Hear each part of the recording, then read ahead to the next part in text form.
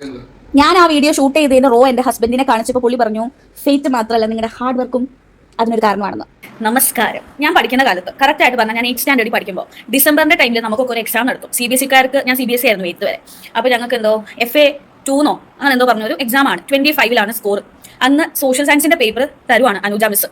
അപ്പൊ ഞാൻ ഇങ്ങനെ കിടന്ന് വിറയ്ക്കുവാണ്. ഇങ്ങനെ പേടിച്ചിട്ട്.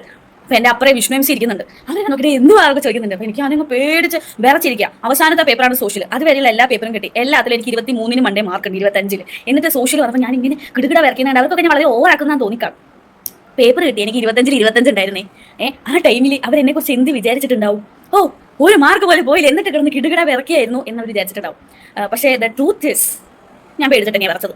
കാരണം ബാക്കി എല്ലാ വിഷയത്തിലും 2 മാർക്ക് വെച്ച് പോയി. ഇത് എങ്ങാനും വീണ്ടും 2 മാർക്ക് പോയി കഴിഞ്ഞാൽ എനിക്ക് വീട്ടിൽ നിന്ന് ചീത്ത കേൾക്കും. വീട്ടിൽ നിന്ന് ചീത്ത കേൾക്കും.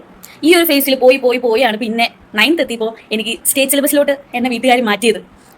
അതൊരു ഭയങ്കര ഒരു സ്റ്റേറ്റ് സിലബസിലോട്ട് മാറ്റം മാത്രമല്ല, എൻ്റെ വീടും മാറി. അതുകൊണ്ട് ഈ കാറ്റീസത്തിൽ ഫസ്റ്റ് വാങ്ങുന്ന പരിപാടിയും CBSE പോലത്തെ പഠിപ്പ് പരിപാടി ഞാൻ നൈസായിട്ട് ഉഴപ്പി. അത് എന്തുകൊണ്ടാണെന്ന് എനിക്ക് അറിഞ്ഞുകൂടാ. പക്ഷേ 9th എത്തിയപ്പോൾ തൊട്ട് ഞാനൊരു ചുട്ട റെബലായിട്ട് മാറിയിട്ടുണ്ട്. ഞാൻ ഒരു മിക്സഡ് സ്കൂളിൽ അല്ലെങ്കിൽ കോയഡ് സ്കൂളിൽ നിന്ന് ഞാൻ ഒരു ഗേൾസ് ഓൺലി കോൺവെന്റ് സ്കൂളിലേക്കാണ് മാറിയത്. But still I manage to be a rebel. അതിന്റെ റീസൺ എന്ന് പറഞ്ഞു കഴിഞ്ഞാൽ ഇത്രയും ഇരുന്ന് കഷ്ടപ്പെട്ട് പഠിക്കേണ്ട ആവശ്യമില്ല എന്നൊരു തോന്നൽ. ഒരു മാർക്കിന് വേണ്ടി 1/2 മാർക്കിന് വേണ്ടി കരഞ്ഞു തീർത്ത് എന്തിനാണ് എന്നുള്ള ആസൊക്കെ ഒരു ബോധം വരൂലേ. ആ ബോധം പിന്നെ കളിച്ചടക്കേണ്ട പ്രായത്തിലൊക്കെ പഠിച്ച് 1/2 മാർക്ക് 1 മാർക്ക് എന്ന് പറഞ്ഞ് ജീവിച്ചതിന്റെ ഒരു ബുദ്ധിമുട്ട് എല്ലാം കൂടി മൊത്തത്തിലൊരു റെബൽ ക്യാരക്ടറായിട്ട് മാറി. പഠിക്കില്ല അങ്ങനത്തെ ഒരു സെറ്റപ്പായിട്ട് മാറിയിട്ടുണ്ട്. എൻ്റെ IAS ഫ്രണ്ട്സ് വിശ്വസിക്കുമെന്ന് എനിക്കറിയില്ല. ഞാൻ പഠിക്കത്തില്ല എന്നും പറഞ്ഞ് ഞാൻ എല്ലാ വിഷയത്തിലും മറ്റേ മോഡൽ എക്സാമിൽ പൊട്ടിയെന്നും പറഞ്ഞ് എൻ്റെ മമ്മീനെ സ്കൂളിൽ വിളിച്ച് എത്തിയിട്ടുണ്ട്. നിങ്ങൾക്ക് അറിയാവോ? നിങ്ങൾ വിശ്വസിക്കുമോ എൻ്റെ IAS ഫ്രണ്ട്സ്? ഇല്ല. കാരണം നിങ്ങളുടെ കൺസെപ്റ്റിൽ ഞാനൊരു പഠിപ്പിയാണ്. പക്ഷേ എനിക്കുണ്ടായ ഒരു ഡ്രാസ്റ്റിക് ചേഞ്ചിന്റെ റീസൺ എന്ന് പറഞ്ഞു കഴിഞ്ഞാൽ ഞാൻ ചിലപ്പോൾ എൻ്റെ മുമ്പിൽ കണ്ട ജീവിതങ്ങളാവാം, ഞാൻ കടന്നു പോയ ചില സാഹചര്യങ്ങളാവാം. പക്ഷെ എന്നാലും എനിക്കൊരു സോറി പറയാനുണ്ട്. എൻ്റെ ആ ഒരു പഠിപ്പിത്തരം കാരണം വിഷമിച്ച് പോയിട്ടുള്ള ഒരുപാട് ആവറേജ് സ്റ്റുഡൻസ് ഒക്കെ ഉണ്ടാവും എൻ്റെ ക്ലാസ്സിൽ. നേരെ കണ്ടുപിടിക്കുക ആ ഒരു ടോൺ കേട്ട് വിഷമിച്ചിട്ടുള്ളവരാണ് നിങ്ങളെങ്കിൽ ഐ എം റിയലി സോറി. എനിക്ക് ന്യായീകരിക്കാൻ പാടില്ല. ബട്ട് സ്റ്റിൽ എൻ്റെ അവസ്ഥ അങ്ങനെ ആയതുകൊണ്ടാണ് ഞാൻ പഠിച്ചിരുന്നത്. പിന്നീട് ഞാൻ മാറി. പക്ഷേ നിങ്ങൾക്ക് ഞാൻ കാരണം എന്തെങ്കിലും ഡ്രോമ ഉണ്ടായിട്ടുണ്ടെങ്കിൽ I am really sorry. Nobody is defined on based of their marks. നിങ്ങൾക്ക് 10ൽ എത്ര കിട്ടി, +2 എത്ര കിട്ടി എന്നുള്ളതിന്റെ ബേസിസിലൊന്നും ഒരാളും നിങ്ങളുടെ ജീവിതത്തിൽ ജഡ്ജ് ചെയ്യാൻ പോകുന്നില്ല. അത് നിങ്ങളുടെ മാതാപിതാക്കൾ നിങ്ങൾ പഠിക്കാൻ വേണ്ടി ചുമ്മാ പറയുന്നത് വഴിത്തിരിവാണ്.